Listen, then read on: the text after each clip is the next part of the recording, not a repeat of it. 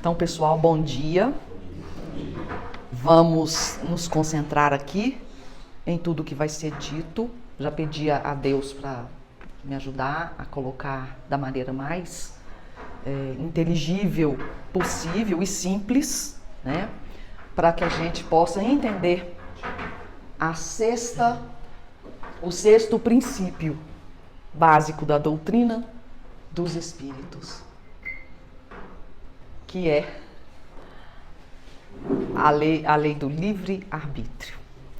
Livre-arbítrio. Isso gera, a princípio, muitos questionamentos na gente. E foi com esse espírito de investigativo que eu fiquei nesses últimos dias atrás de literatura, atrás de opiniões de pessoas, atrás da opinião da Federação Espírita e outros canais espíritas, para algumas dúvidas que eu sempre tive sobre o livre-arbítrio. Algumas foram sanadas hoje, outras nós vamos acabar de sanar hoje e ainda vamos ficar, porque nunca a gente vai saber tudo, né? É muita coisa da verdade para a gente assimilar. Mas vamos começar entendendo o que é arbítrio. Arbítrio.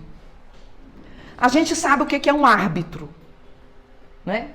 É aquele que é um juiz que vai fazer um julgamento se houve tudo, o jogo correu tudo certinho, se houve falha, se a bola entrou dentro do campo ou se foi fora. Quem faz a arbitragem é o juiz. Então, quem é o juiz da nossa vida? Exatamente. Nossa consciência.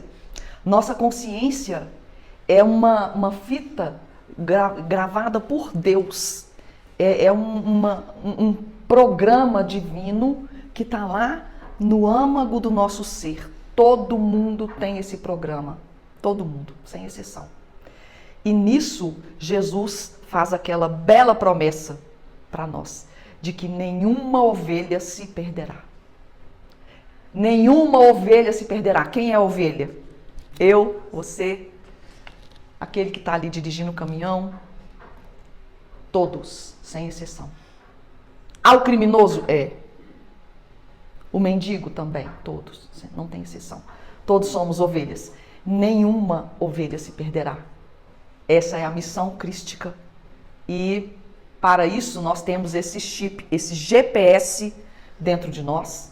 E esse GPS, ele vai nos levar de volta para o nosso Pai Criador. De volta por quê? A gente já viu aqui em outras palestras, mas vale a pena a gente ter uma palestra, um estudo só sobre o filho pródigo. Filho pródigo. Todos nós somos filhos pródigos. E a gente recebeu então esse chip, essa bússola divina, que é a nossa consciência. Acontece que ela ficou embotada pelas camadas primitivas com que a gente foi criado inicialmente para começar a nossa jornada evolutiva aqui no planeta. Então a gente começou com muitos instintos e muitas emoções atávicas, viscerais. E a gente era guiado por esse instinto de sobrevivência. Uma emoção mais agressiva e mais voltada para a nossa sobrevivência mesmo. E também o instinto sexual para a preservação da nossa espécie e para a preservação até da vida mesmo. E a gente estava bem animalizado. A pergunta que não quer calar. Quando a gente é animalizado, primitivo, muito dominado pelo instinto, como é o nosso livre-arbítrio? Como ele é? Ele é um livre-arbítrio muito voltado assim pela genética, não é verdade? Muito voltado pelas regras de sobrevivência mesmo. Eu já falei aqui uma vez um exemplo que o Dr. Gilson Freire adora dar nas palestras dele. A nossa liberdade, ela é a liberdade de um peixe no rio. O rio tem aquele leito, né, aquele aquele U, né? Onde a água cobre aquele reduto. As paredes do rio são terras, elas são intransponíveis para o peixe. A água também nos coloca com restrição de não podermos sair para fora dela, porque senão a gente perde a vida. E existe também a correnteza que nos leva para o oceano. Aí, simbolicamente, a gente já imagina que o oceano é o grande fluido cósmico, é a consciência divina, é Deus, né? Então nós somos peixinhos e estamos ali na nossa jornada evolutiva, no cardume humano, em direção, seguindo esse GPS divino. Mas cada peixinho tem ali o chip com o DNA de Deus. Nós temos o DNA divino dentro de nós, né? Isso é maravilhoso. Significa que um dia nós vamos estar plenos e conscientes. Grave essa palavra, consciência. Esse chip que é colocado em nós, todos têm. Então, voltando à pergunta inicial. O primitivo, simbolicamente representado na humanidade como sendo a criança. Qual é a liberdade que uma criança tem? Uma criança de 2, 3 anos. Qual é a liberdade que um bebê tem, gente? Um bebezinho. Zero liberdade. Porque ele depende 100% dos estímulos do pai de ser alimentado, de ser trocado, cuidado. Depois, quando ele começa a engatinhar, ele vai se arrastando, né? Vamos imaginar a evolução do sapiens sapiens, do Homo sapiens, né? Primeiro era o peixe, depois ele veio para a terra e começou a se arrastar com a cauda na terra. Então vamos pensar na criança se arrastando. Qual é a liberdade que ela tem? Qual é o tipo de arbítrio que ela tem? Muito do instinto, da genética e dessa bússola que a guia para que ela desenvolva suas aptidões fisiológicas, neuronais e tal. Não é verdade? Então vamos prosseguir. A criança cresce e começa a caminhar. Como que é a humanidade hoje? Como que Jesus fala que nós somos? Nós somos crianças. Em termos evolutivos, nós ainda não somos adolescentes. Nós vamos passar para a adolescência na regeneração. A gente está em transição planetária. Conscientemente, a nível de consciência, coletivamente, a humanidade é infantil e está passando por um processo de evolução para a sua adolescência, caminhando para a juventude. Qual que é o livre-arbítrio de uma criança e de um adolescente? Quem é pai aí? Pode fazer o que quiser? É livre para fazer o que quiser? Tem dinheiro para ir nas festas? Tem um limite, né? Tem o limite. E quem que dá o limite? Os pais ou os responsáveis. Aliás, a criança precisa de limite, porque uma criança que é criada sem limite é um problema, é um futuro problema, perdão, é um futuro problemático lá na frente, na sua vida de adulto, tá? Porque ele não terá sofrido pelo esforço e pela disciplina as privações e não terá desenvolvido a resiliência de sofrer frustração. E hoje a gente já está vendo aí muitos adolescentes, jovens e até adultos colocando fim à própria vida por absoluta falta de resiliência e espiritualidade não construída dentro de si. A pessoa está entregue a si mesma e ela não dá conta do que existe no mundo que é totalmente fora do controle. Tudo que está fora de nós é fora do nosso controle. Não temos controle. E lidar com essa falta de controle, para quem não desenvolveu espiritualidade, é um desafio que muita gente não dá conta de passar por isso, sabe? Bom, Então a gente já viu que o arbítrio é um ato decisório, de quem está julgando um acontecimento. Nisso nós temos um juiz que faz um julgamento e toma uma decisão, bate o martelo. E nós somos os juízes da nossa vida. Nós temos o nosso arbítrio e ele é livre, entre aspas, dependendo do momento que a gente está. Então, o nosso momento agora, que é de transição planetária, que nós somos crianças, adolescentes, a nossa liberdade é total? Não é. Não é porque, além de tudo que a gente é sujeito, até em nosso psiquismo, porque a gente pode ter um psiquismo bem assim, carregado, não só de crenças familiares, onde a gente nasceu, como também traumas, situações que a gente passou, de restrição, falta de estudo, até falta de amor na vida, falta de amparo. Isso foi gerando uma estrutura, uma personalidade que também tolhe ou distorce o arbítrio da pessoa. A nossa arbitragem, ela fica comprometida, ela fica falha. E aí a gente fica sujeitos o tempo todo aos erros e aos acertos, e aos erros. Muito bem, e o que é a vida senão uma coletânea de erros e acertos? Não é verdade? Não tem ninguém aqui que nunca errou, a não ser o Cristo. Todos nós, sem exceção. Gente, não tem exceção. Todos nós erramos.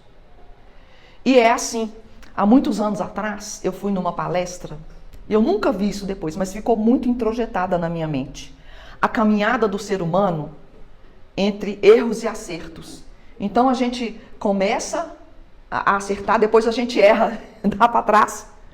Então são 3 passos para frente, 2 para trás, 2 para frente, 3 para trás. Às vezes a gente cai feio, né? Volta muito para trás.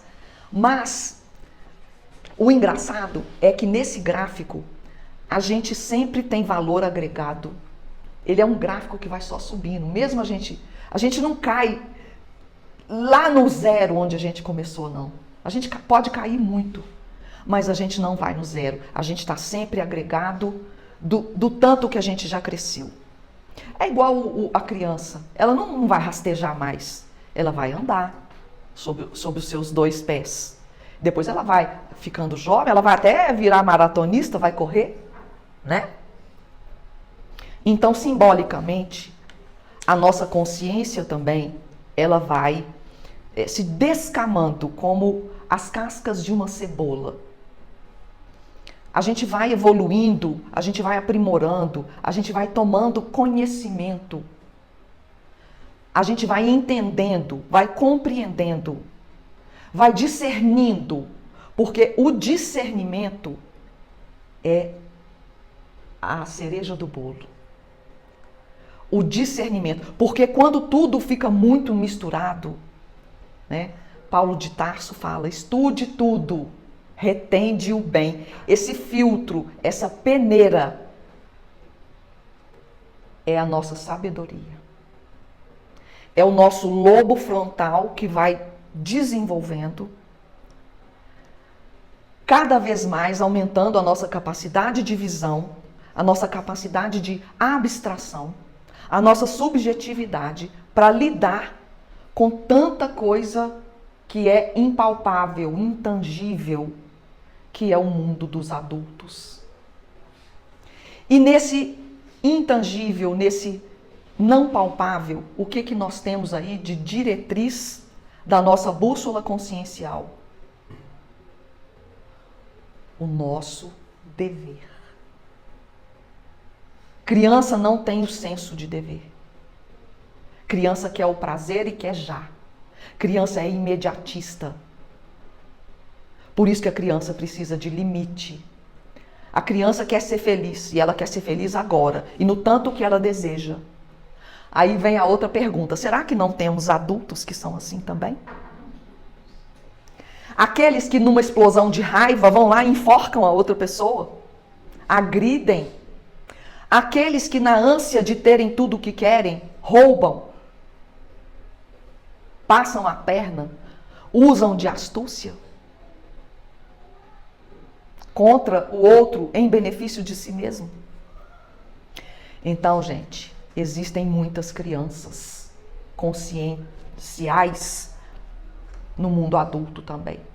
Não são todos que abraçaram a lei do esforço, do dever e do trabalho, que o trabalho também é uma lei.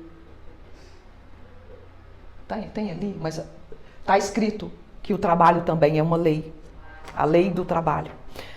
Então, nós podemos afirmar com toda certeza que a consciência das pessoas independe da idade delas. Depende do que, então? Temos idosos que não desenvolveram muito a consciência, nem a sabedoria. Depende do que, então?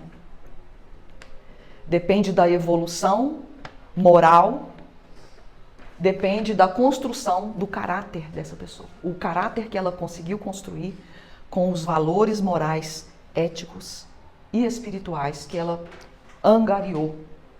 E, por incrível que pareça, é esse estado de vibração, de iluminação, é que vai expelir a casca da cebola.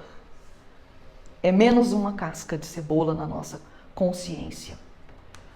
Ora, então vamos continuando nesse raciocínio. Se a pessoa, então, se esforçou para desenvolver a consciência, através do esforço, do dever, da disciplina, fazer o que é preciso fazer para se iluminar, para desenvolver valores éticos e morais, onde ali a gente entende que o amor é o grande regente.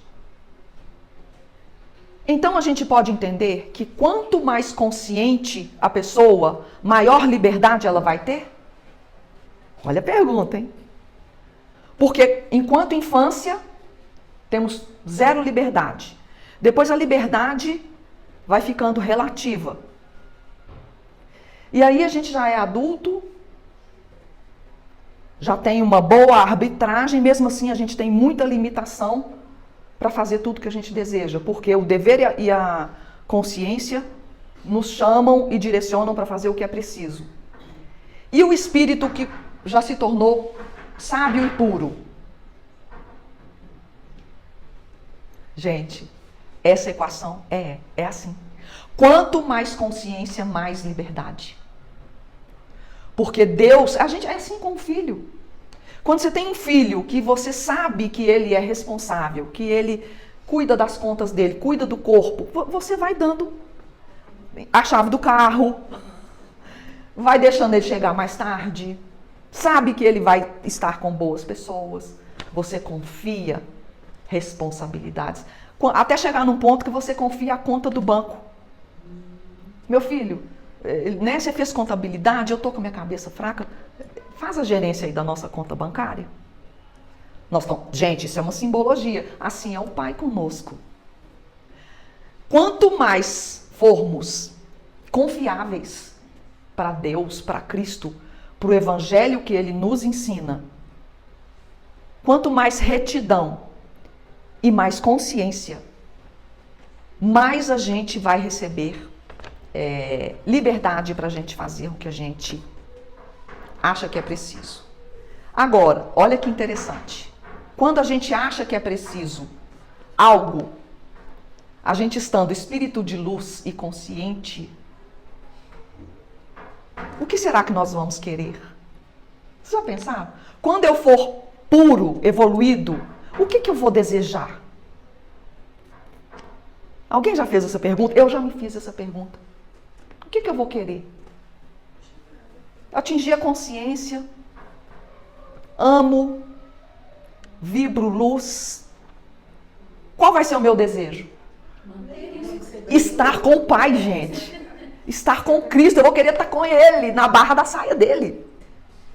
Vou querer ser a mão direita dele. Esse estar com Ele, agir como Ele, né? Fazer tudo que Ele fez. Né? Aí, Antônio, de vez em quando você joga essas flores aqui para iluminarem o que a gente está falando. É exatamente isso. A gente vai querer estar com ele até o ponto de Paulo de Tarso, que ele fala assim: já não sou eu quem vive, mas o Cristo que vive em mim. Gente, quando a gente for evoluído, a gente não vai querer nada para nós. Tem eu acho que é uma piada do Divaldo Franco. Ele gosta de dar umas piadinhas, eu adoro as palestras dele. Essa piada eu gostei muito. Então, eu não sei se eu já contei ela aqui, mas se eu já contei, vou repetir porque ela é muito boa. O anjo chegou para Deus e foi sondando, comendo pelas beiradas, e falou assim: Senhor, o que é para o Senhor 1 milhão de anos? Ah, meu filho, 1 milhão de anos para mim é 1 segundo. Senhor, e o que é para o Senhor 1 milhão de dólares? Meu filho, 1 milhão de dólares para mim é 1 centavo. Aí o anjo esperto falou assim: Senhor, me dá 1 centavo. No que Deus responde: meu filho, daqui a 1 segundo eu te dou. É isso. Em 1 milhão de anos, a gente não vai querer dinheiro. Porque os nossos prazeres, nossos desejos, gente, não serão de mundo, de carne, de coisas. A gente vai querer amar. A gente vai querer distribuir o nosso amor, porque o amor é isso. Quanto mais você sente, mais você tem. O amor, ele não cessa.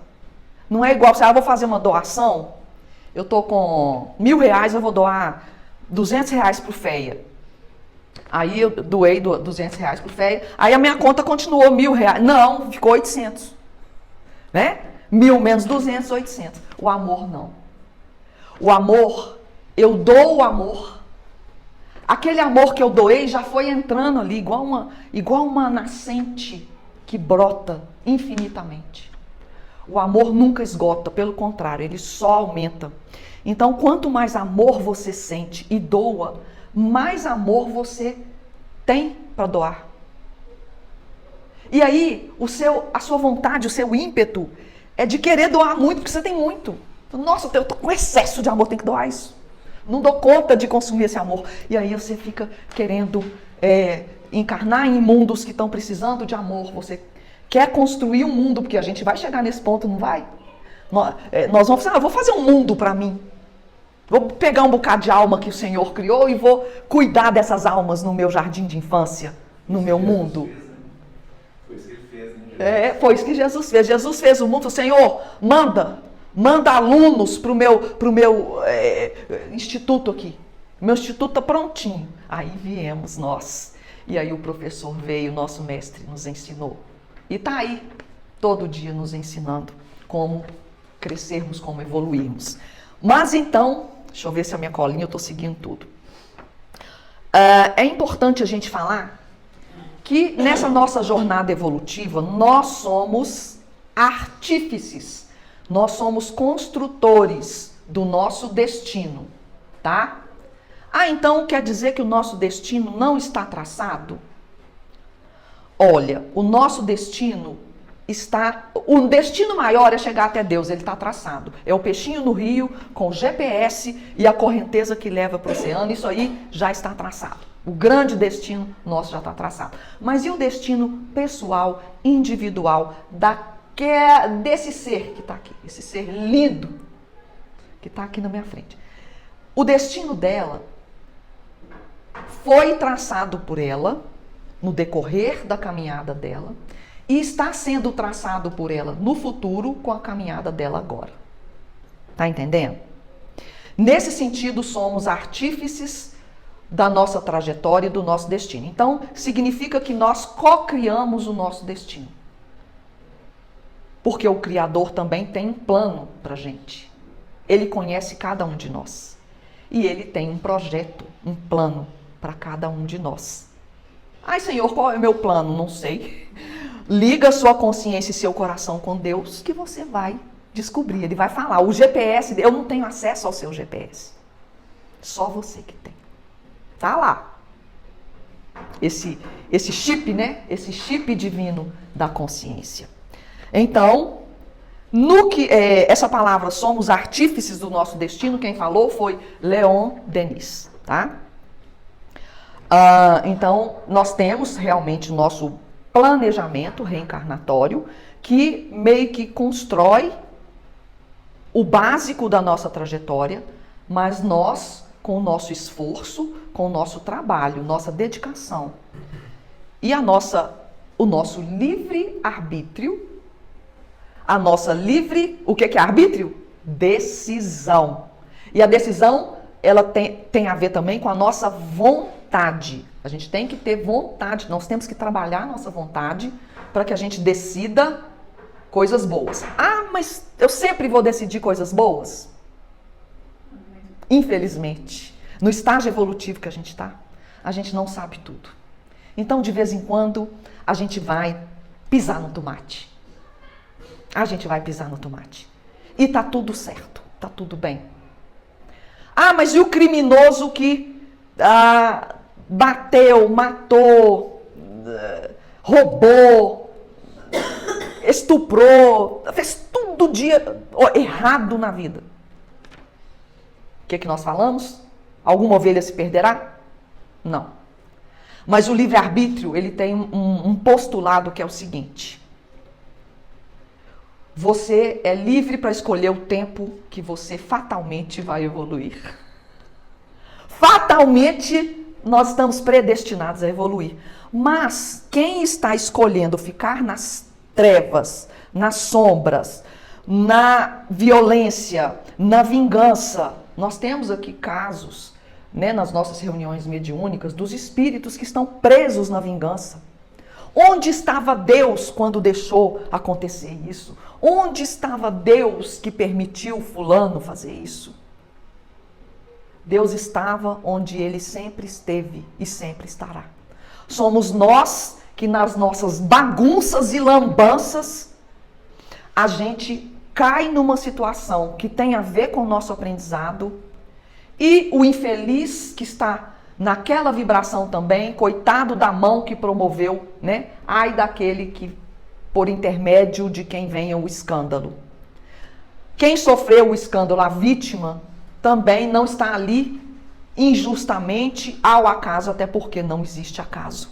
O olhar do Pai, ele é criterioso e ele já conhece o futuro, né? O tempo para Deus é linear. Ele já sabe onde vamos chegar. Mas o nosso livre-arbítrio é o seguinte: Pai, eu vou ficar 2000 anos parado aqui, nesse ponto. Quem que lembra? Eu lembrei aqui no livro, há 2000 anos, Jesus vira para o Públio Lentulus e fala assim: sua hora é agora, se não for agora é daqui a 2000 anos. Tá lá? Vocês lembram disso? E 2000 anos. Tanto é que o título do livro é Há 2000 anos. Porque o Cristo alertou. Temos a chance agora, né? Olha o livre-arbítrio. O que ele falou? Vou empacar aqui, vou ficar aqui 2000 anos. O nosso irmãozinho que falou aí na reunião mediúnica: vou me vingar. Daqui não sai, daqui ninguém me tira. Ele tem o livre-arbítrio para fazer isso? Tem. Mas ele vai estacionar. Ele tem essa liberdade de estacionar o seu processo evolutivo pelo tempo que ele quiser. O Gregório estacionou, o Papa Gregório, no livro lá de André Luiz, qual que é mesmo? Obreiros? Ele estacionou 500 ou 600 anos. 600 anos. Mas aí ele cansou e o peixinho entrou na caminhada em direção ao oceano. Todos nós temos o livre-arbítrio para a gente chegar mais rápido, para a gente atrasar, mas o fato é que todos nós vamos chegar. Ô, Sandra, sim. Essa analogia que você fez do peixe é muito interessante. E tem peixe que gosta de barro, gosta de água suja. Na medida que a água vai limpando, esses peixes ficam sem lugar. Então, o que faz? Pega uma peneira, pesca ele e depois não tem água suja, para ele continuar do jeito que ele gosta. Né? Olha que, nossa, perfeito. E os peixes da água viva continuam. Gente, essa figuração, nessa simbologia dos peixinhos, eu acho ela excelente. Acho ela fantástica. Bom, então, nós estamos entendendo aqui que a consciência, ela é formada pela nossa responsabilidade pelos nossos atos. Por quê? A cada ação, uma reação correspondente. É a ressonância. É a ressonância. Ou seja, temos que conhecer, através dos nossos erros, que nossas decisões, nossa arbitragem terá o quê? Consequências. E somos responsáveis por tudo o que arbitramos, tudo o que decidimos. Feliz ou infelizmente. Felizmente ou infelizmente, nós tomamos aquela decisão. Somos responsáveis por ela. Ela vai trazer consequências.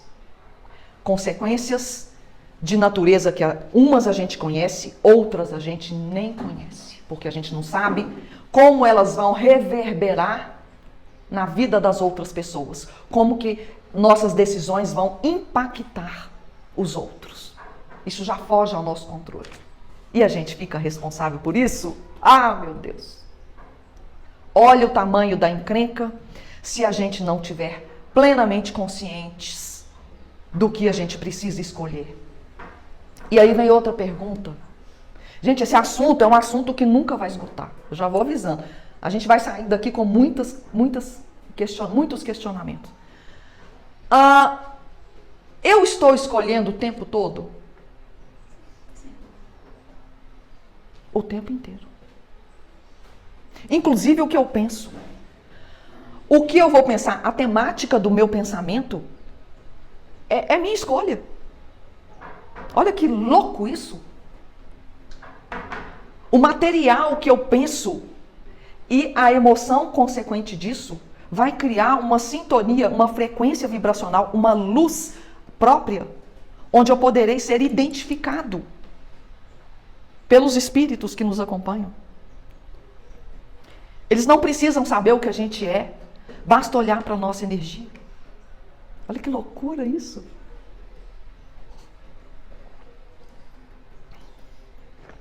Bom, então a palavra-chave da liberdade que a gente está entendendo é responsabilidade sobre seus atos ou sobre sua livre arbitragem. Dentro da nossa liberdade, entre aspas, nós vamos fazer uma escolha que vai trazer consequências e nós seremos responsáveis por elas. E dependendo das escolhas, nós vamos atingir um nível de consciência tal que vai aumentar cada vez mais a nossa liberdade. Não é muita coisa? Vai pensando aí.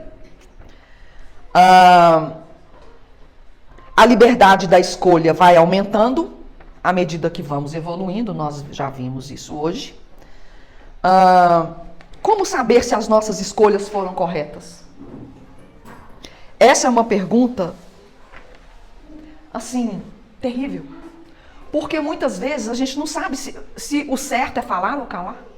Se o certo é agir ou não agir. Se o certo é revidar ou não. Se o certo é... Como que nós vamos saber o que é o certo e o que é o errado? A partir do momento que a gente tiver paz. Boa, Cris. Tem mais. Como nós vamos saber se a gente está certo ou errado? Referência a Jesus, né? Se Jesus faria isso. Jesus faria como? Exatamente. E a gente tem que pensar também nas consequências daquela ação, decisão. Alguém vai sair prejudicado? Nós vamos prejudicar alguém? Nós vamos nos prejudicar? Vai ter algum prejuízo pessoal, coletivo nessa decisão? Como é que vai estar o prejuízo? Como é que vai estar a questão da dor nisso? São questões que a gente tem que fazer. O que o Cristo faria? Como uma pessoa que ama se posicionaria perante esse acontecimento? Se eu tivesse amor no coração, eu faria como? Não tem, mas se eu tivesse, eu faria como?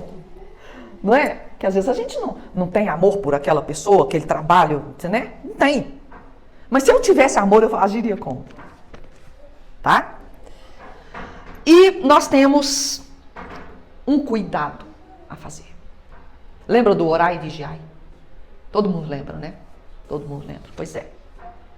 Na pergunta 459 do Livro dos Espíritos, somos influenciados? Somos influenciados? Vocês lembram da resposta? Nós vimos isso não tem muito tempo no nosso estudo, no Livro dos Espíritos. Não tem muito tempo. O que é que diz lá? O tempo todo somos influenciados pelos... Gente, Deus nos ajude o tempo todo. Somos influenciados. Ah, mas eu vou ser influenciado por espírito negativo ou espírito do bem? Com quem você se afina, sintoniza, hein? Nós somos responsáveis pelas nossas companhias espirituais. Olha a bomba. Não adianta a gente pedir que os anjos estejam aqui comigo, Senhor, manda seus anjos, manda seus anjos. Mas e o que a gente está vibrando? Como é que está a nossa luz, a nossa sintonia? Como é que está a nossa frequência de vibração? É ela que vai mandar. E se os espíritos negativos se aproximarem de nós, eu vivo falando, olha, os espíritos, eles não têm poder sobre a matéria. Eles não têm. Antigamente, os espíritos podiam até levantar essa mesa, que né, não tinham as mesas girantes, mas eles não têm. Agora não tem isso. Eles têm o poder de influência. E esse poder, ele é medido pela sua ressonância. Porque se você não tem ressonância, eles vão ficar horas, dias, meses e anos. Não ficam anos porque eles cansam. Eles falam assim, não tem jeito. Desisto. Não quero mais saber dessa pessoa. Eu desisti dela. Porque não está encontrando o quê? Ressonância. Ele está ali perdendo o tempo dele. Tá? E a gente ainda tem a grande chance, a grande oportunidade de, se tivermos um acompanhante dessa natureza, a gente ser um bom exemplo para ele. Porque com o passar do tempo, dos meses e dos anos, ele fala, nossa, né? Igual o Divaldo ficou amigo do espírito obsessor. Mas até que essa Sandra não é ruim, não. Eu estava um pouco enganada, até que ela melhorou. Ela não é mais aquele espírito de porco que ela foi na vida tal, né? Até que essa vida ela tomou jeito. E aí a gente ainda exerce uma boa influência sobre esses espíritos, ou esse espírito que está ali tentando assediar de alguma forma, né? Então nós temos que ter esse entendimento aí de que é difícil estar aqui. Nós tivemos coragem de vir, tá? Cada um que está aqui encarnado foi muito corajoso. Pode falar. Sandra, lembrando que essa influência é o tempo todo. O tempo todo. Tanto do bem quanto do mal. Mas a decisão final é sempre nossa, por mais influência que esteja. Então, tem gente que gosta de falar assim, já ouvi muito isso. Não foi eu, não, foi o Espírito que estava comigo que fez. Não, Excelente. Não existe. Excelente. Isso. É você que decide o sim ou não, é você. Não. Por mais influência que tem. Nós somos o juiz. Quem bate o martelo na mesa somos nós. Por mais influência que a gente tenha espiritual, quem bate o martelo somos nós. Então somos responsáveis. Não adianta culpar os outros. Mas eu matei porque ela me azucrinou, me traiu, me fez isso, me roubou tudo que eu tinha, me fez assinar. A gente transfere a responsabilidade para o outro. Quem bateu o martelo foi a gente. Quem tomou a decisão fomos nós. Somos responsáveis. Acabou. É o nosso CPF. A ação tem a nossa assinatura ali. Então não adianta a gente transferir responsabilidade, que a gente falou hoje, que a palavra responsabilidade, ela está ligada ao livre-arbítrio, né? Sobre a questão de... Seria bom se a gente colocasse como é que fala? Uma fita, né? Sobre a questão do certo e errado. O certo e o errado, todo dia mudam. Todo dia muda. Muda o que é certo, muda o que é certo, muda o que é errado. Antigamente era certo fazer isso, hoje já é errado, né? Não tem algumas coisas que a gente não pode falar mais? Antigamente a gente dava um apelido para uma pessoa, hoje é bullying. Muita coisa que era errada hoje ficou certo. Né? Antigamente era errado ter uma relação sexual antes do casamento, hoje é certo. Todo mundo tem que fazer esse test drive para ver se, né, se não é. Enfim, o certo e errado mudam. Mas a gente tem a diretriz do Evangelho. E ali, quando você aprende sobre os valores que o Evangelho nos ensina, não tem muito erro, não. Se ferem valores, a coisa não é correta. Você tem que ver se fere valor. Tá? Então eu posso fazer uma coisa e errar? Pode. Mas você não pode persistir no erro. Porque o erro existe para a gente aprender com ele. A gente é igual aluno do grupo primário. Nós estamos no pré-primário, no grupo, né? Agora que a gente vai, adolescente, vai passar para o colégio. Mas a gente aprende com os erros. Essa é a proposta da vida. Jesus mesmo fala: vá e não erres mais. Vá e não erres mais. A gente tem que aprender com o erro. Podemos errar, mas temos que aprender com ele.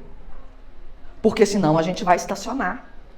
E o nosso oceano fica lá esperando. Um dia nós vamos chegar lá, mas a gente vai perder muito tempo e vai perder muita oportunidade boa da gente ir com o nosso próprio cardume para chegar. Pensa, todo mundo chegando assim, um grupo que você conhece todo mundo chegando no Pai assim. Não é uma delícia? Todo mundo chegar junto, todo mundo formar junto, não é bom? Seria lindo, né? Se não tivessem os retardatários para o processo. Bom, eu já falei daqueles que querem fazer justiça com as próprias mãos, que são aqueles que decidem. Eles entendem que a justiça é do jeito deles. E não confiam no Pai, não confiam no Criador, não entendem as leis divinas. Eles não entendem. Então vamos lá, gente. Fechando, né? Para a gente poder fazer uma leitura linda aqui. Existe um determinismo? Está tudo determinado? Não. Existe um determinismo. Nenhuma ovelha se perderá. É só esse. Está determinado. Que nós vamos evoluir e vamos chegar no Pai. Isso já está determinado. O como é o nosso livre-arbítrio. E o quando será? Lembra do Públio? Lembra do Gregório? E outros tantos aí. Quando será? Quando a gente quiser. Aí é o nosso livre-arbítrio. Podemos ir com dor, podemos ir com amor para a gente ir rápido. Com dor, porque a gente vai colher os resultados das nossas escolhas. Mas a gente vai com dor também. Com dor também a gente vai. É a gente que escolhe. O tempo é de cada um, né? O tempo é de cada um. Quer demorar mais? Quer demorar mais? Pode. Pode demorar mais. Pode demorar mais. Agora, lembra sempre, nós somos a soma de tudo que fizemos desde que nos tornamos espíritos. Nós somos essa soma. A gente está construindo. Então, a gente está se construindo e ainda vai se construir. Nós somos crianças, estamos entrando na adolescência consciencial. Ainda temos muito chão pela frente. Mas é muito, muito. Se imaginar que cada um de nós vai virar um ancião de consciência, né? Consciência dos anciãos. Eu já li que a gente já está na metade do nosso ciclo. Já caminhamos a metade, não tem? Eu já li isso.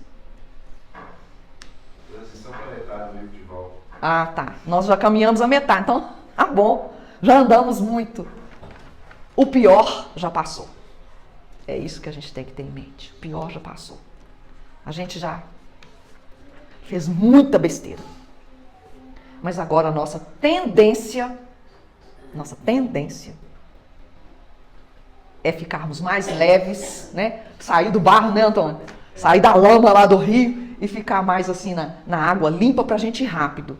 Olha que interessante, lembrando agora o filho pródigo de novo.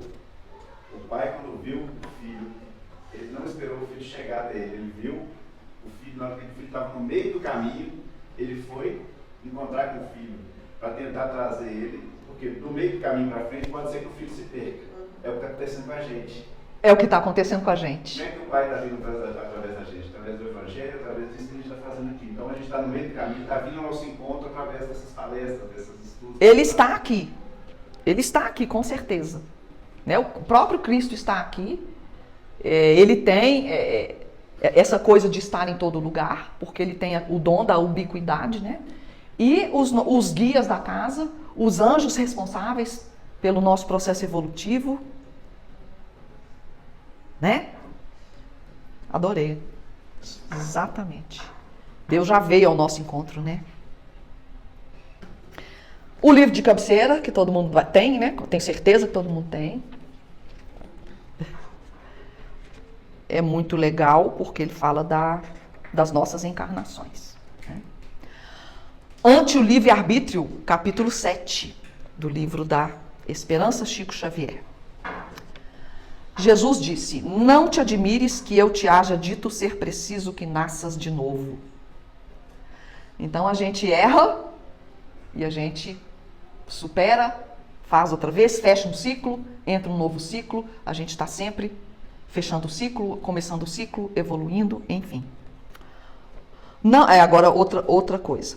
Não há, pois, duvidar de que sob o nome de ressurreição, o princípio da reencarnação era ponto de uma das crenças fundamentais dos judeus.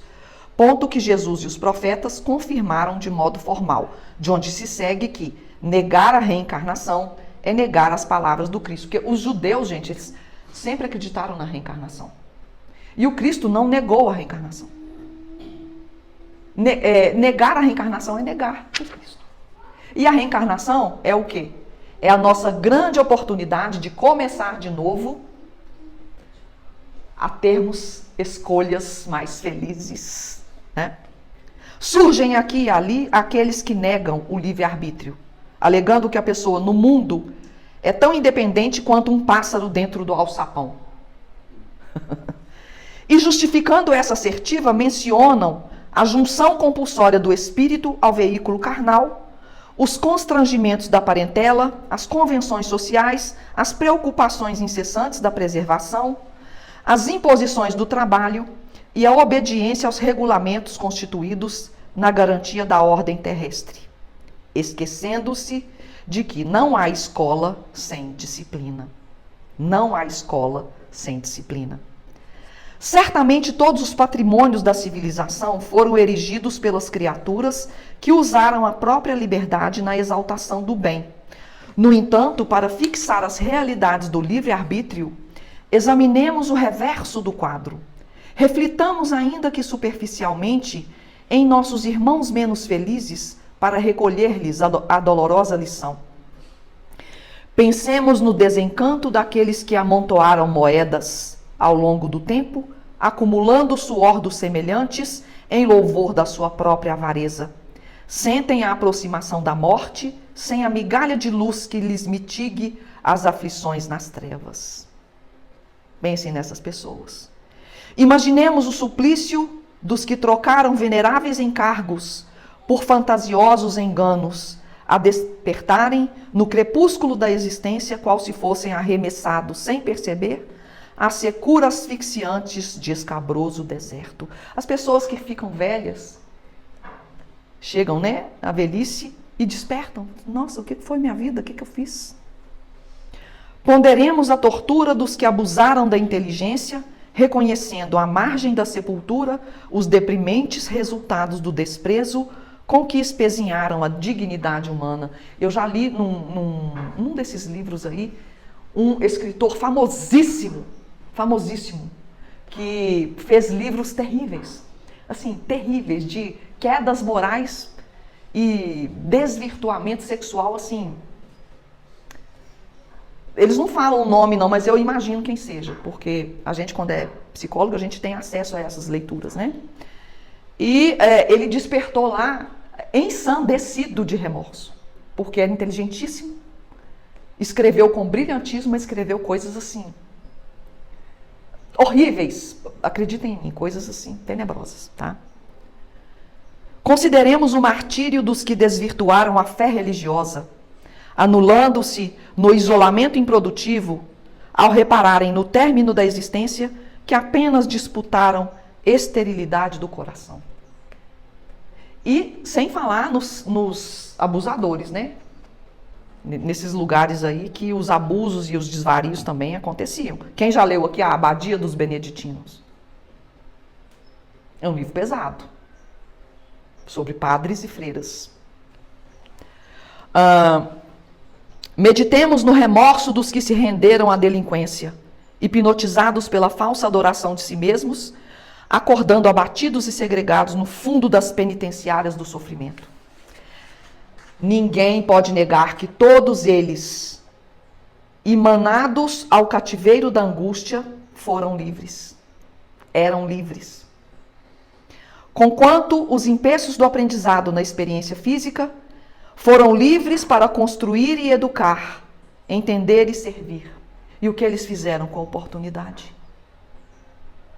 Eis porque a doutrina espírita fuge da atualidade diante da mente humana, auxiliando a descobrir os estatutos divinos, funcionando em nós próprios, no foro da consciência, a fim de aprendermos que a liberdade de fazer o que se quer está condicionada à liberdade de fazer o que se deve. Não é lindo isso?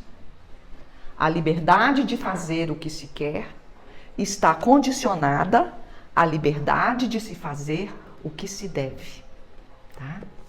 Então, com essas palavras lindas de Emmanuel sobre o livre-arbítrio, espero que tenha clareado para todos. Fiquem bem, fiquem com Deus, e uma semana cheia de escolhas iluminadas para nós, né?